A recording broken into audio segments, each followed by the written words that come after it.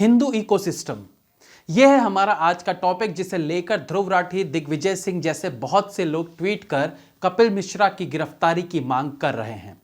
दरअसल news laundry नाम के पोर्टल पर हिंदू इकोसिस्टम पर एक आर्टिकल छपा है, जिसमें कपिल मिश्रा के नेतृत्व में बनी हिंदू इकोसिस्टम की टीम पर कुछ खुलासे किए गए हैं। अब न्यूज लॉन्ड्री को आप सब अच्छे से जानते हैं। ये लेफ्टिस्ट का एक ऐसा सैनिक है जो देश तोड़ने और हिंदुत्व को नीचा दिखाने का काम कई सालों से बखूबी करता आ रहा है। ध्रुव राठी अपनी वीडियोस में जितने भी न्यूज कटिंग दिखा दिखा के अपनी बात को सच मनवाने पर तुला रहता है, वो कटिंग्स ज्यादातर इसी पोर्टल के न्यूज की होती हैं। तो अब इस न्यूज लॉन्ड्री के मुताबिक पिछले साल 16 नवंबर को बीजेपी पार्टी के नेता कपिल मिश्रा ने हिंदू इकोसिस्टम नाम से एक टीम बनाई थी, जिसके तहत हिंदुओं से रिलेटेड कुछ कामों पर फोकस किया जाना था।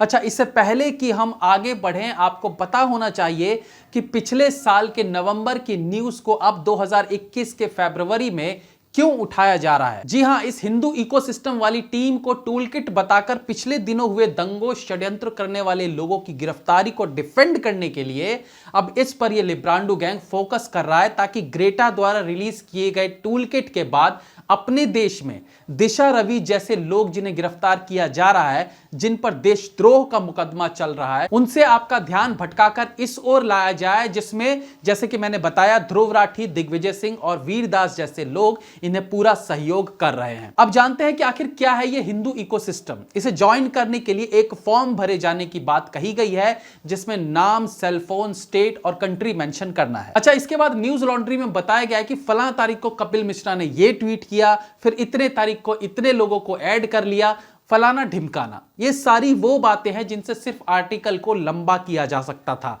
बाकी कुछ नहीं था। फिर इसमें बताया गया है कि वो 15 टॉपिक, जिन टॉपिक्स पर कैंपेन चलाए जाएंगे, अब इन टॉपिक्स पर आप गौर करिए। Glorious temples, Hindu temples contributing in developments, lost temples, common festival connecting Bharat every corner, science behind festival and rituals, great ruler and great war, lost cities, cities किसके नाम पर रखे गए और क्यों रखे गए, टारगेटिंग हिंदू फेस्टिवल्स ओनली। इसी प्रकार से Hindu Holocaust, wrong teaching in schools, migration of Hindus जैसे तमाम टॉपिक्स हैं। अब सवाल यह है कि इन सारे टॉपिक्स में दिक्कत कहां है। अगर एक टीम बनाकर देश के इतिहास को सामने लाने की कोशिश की जाए, मंदिरों के इतिहास पर काम किया जा रहा है, हिंदू त्योहारों के पीछे के लॉजिक को ढूंढने की कोशिश की जा रही है, तो इसमें गलत क्या है। यहां किसी दूसरे धर्म की निंदा नहीं की गई है, उनके खिलाफ कोई बात नहीं कही गई है, सिर्फ अपने धर्म को लेकर जागरूकता की बात कही गई है। इसमें क्या गलत है। कुछ और चीजें भी मेंशन की गई हैं जो आम हैं। अब जब एक व्हाट्सएप ग्रुप होता है या कोई टेलीग्राम ग्रुप होता है, उसमें जो सदस्य हैं हर खबर को आपस में शेयर करते ही हैं, लेकिन वो तब तक कैसे गलत हो सकता है जब तक उसमें कोई षड्यंत्रकारी आभास ना हो, जिससे देश का माहौल खराब हो रहा हो। न्यूज लॉन्ड्री अपने इस आर्टिकल में तमाम अलग अलग ग्रुप्स की बात कर रहा है, जिनमें से एक ग्रुप की उन्होंने बात किया जिसका नाम है राम जी ग्रुप। उसे इन्होंने इस आर्टिकल में मेंशन किया है।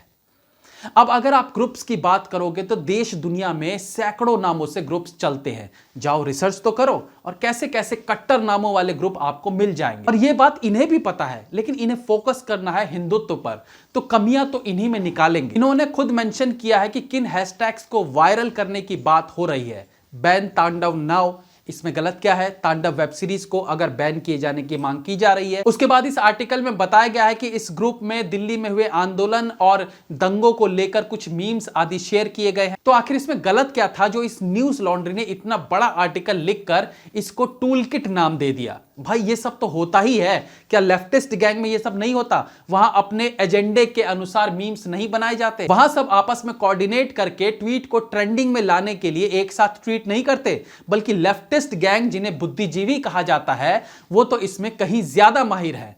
तो फिर न्यूज लॉन्ड्री ने ये इतना सारा कचरा लिखकर क्या तीर मार दिया और कौन सी ऐसी इंफॉर्मेशन दे दी जो सबको नहीं पता? अरे कपिल मिश्रा ने कोई चोरी छुपे ये सब नहीं किया था, सबको पता है। तो बेकार में इधर उधर की चीजों को जोड़कर एक आर्टिकल बनाकर बताना क्या चाह रहे हो?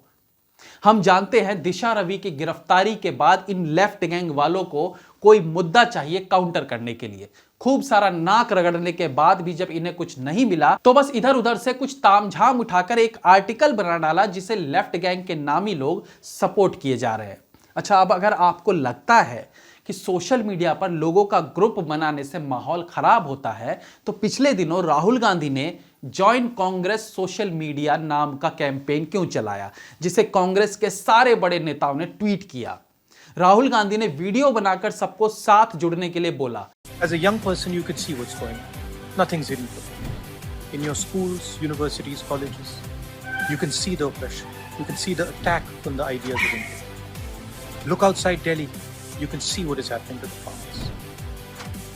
The backbone of this war on the nation is a troll army. Thousands of people who spread hatred and anger and are paid to do so.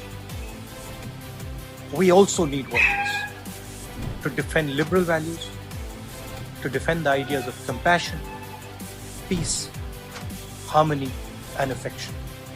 Come join this army. Come join this army. This is not an army of hatred. This is not an army of violence. This is an army of truth. This is an army that is going to defend the ideas of India. We are building this platform for you, to give you the tools, to fight this battle and win. यहां तो किसी ने कोई सवाल नहीं उठाया, लेकिन कपिल मिश्रा मामले में इन्हें तकलीफ होने लगी। कमाल है ना दोस्तों, ये सब कुछ केवल इस आंदोलन में उजागर हुए षड्यंत्र से भरे टूलकिट को डिफेंड करने के लिए सब किया जा रहा है, क्योंकि दिशा रवि के बाद एक और लड़की जैकब और फिर कई और नाम सामने आएंगे। इसलिए ये पहले से ही तैयारी की जा रही है अपने बचाव के लिए। जय हिंद, वंदे मातरम।